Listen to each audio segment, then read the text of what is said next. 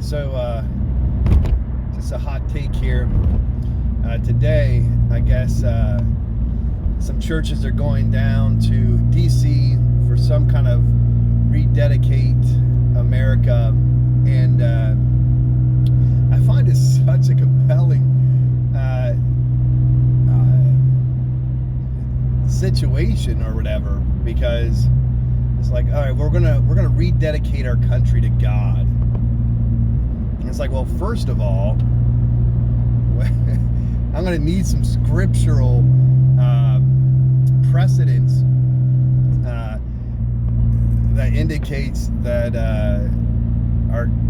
there's a way to, first of all, dedicate our country to God, much less rededicate it. Like, under whose authority is our country going to be rededicated to God?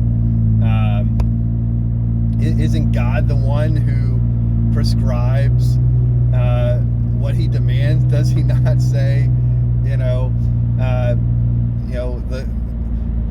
God tells you what he desires. He desires or demands that you love justice and love mercy and walk humbly with your God.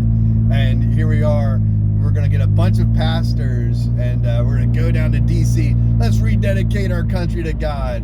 And what does God demand of us? That we love mercy, that we love justice, and we walk humbly with our God. And what does our country historically only and ever have done except the exact opposite of what God requires of man? And so it is bewildering that we would, and I would call it blasphemously, rededicate our country to God.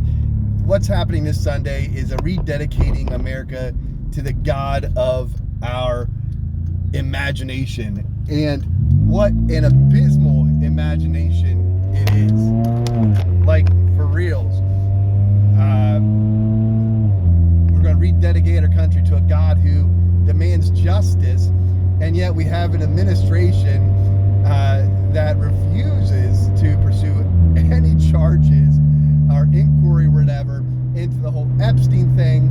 Our God is a God who demands justice, and yet we refuse to consider the injustices that our country is doing against Iran. Our God is a God who loves kindness, and yet Christians and churches or whatever are like, yeah, go ICE, round up them illegals. And it's like, well, isn't our God a God of kindness? Shouldn't we show grace? I'm not saying I'm anti-abiding laws and stuff, but the number of Christians that are for what ICE is doing is rather mind-boggling. Our God is a God who hates pride and haughty people, and yet we have a president that pastors are dedicating Nebuchadnezzar-style statues to him. A president who lofts himself to the extent that he approves messianic, godlike images of himself publicly. Pastors, Christians, I know it's too late, whatever, but I have nothing to do with this rededicate 2025 nonsense. It's blasphemous, if not just borderline blasphemous. God has nothing to do with what's going to happen in D.C. Well, he may, and he might bring judgment or some kind of situation. God will not be mocked.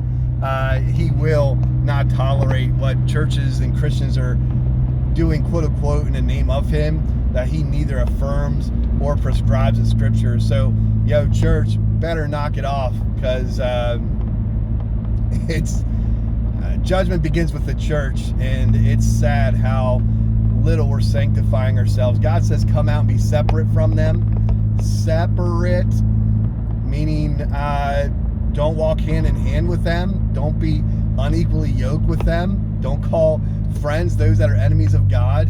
And this administration is very much anti-God, as all previous administrations were. But for some reason Christians are just goo goo gaga over this one, and it is just mind-boggling. Anyways, don't go to this event. Stay far away. It'd be better that you just serve God according to His own prescriptions,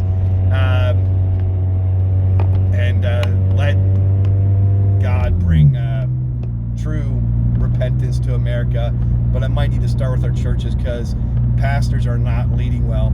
Anyway, hoodly doodly. Have a great day.